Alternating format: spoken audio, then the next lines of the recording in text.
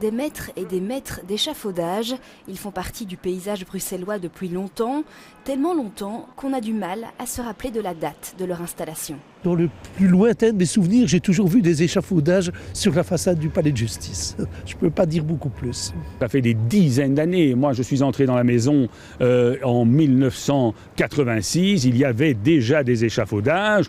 Pour la date exacte, il faudra attendre encore un peu. Nous avons appelé la régie des bâtiments qui cherche toujours la réponse.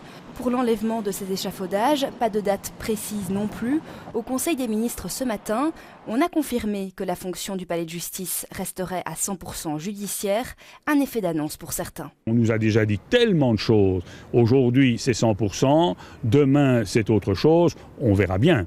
Et tant qu'on n'aura pas fait une analyse globale des besoins, notamment financiers pour la rénovation, je n'y crois pas. Je pense qu'il y a enfin une volonté politique claire d'adopter un projet et de remettre à jour le palais de justice. Maintenant que la rénovation du palais est actée, une question se pose. Que va-t-il advenir des services judiciaires le temps des travaux ? C'est comme une maison.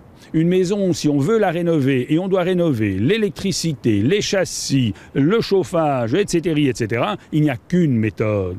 Une méthode, c'est vider le palais, le temps de le rénover de manière complète et puis réintégrer le palais rénové. Ça, c'est la bonne manière. Si on ne fait pas ça, c'est encore de l'illusion. En attendant la rénovation, les échafaudages ont toujours de beaux jours devant eux.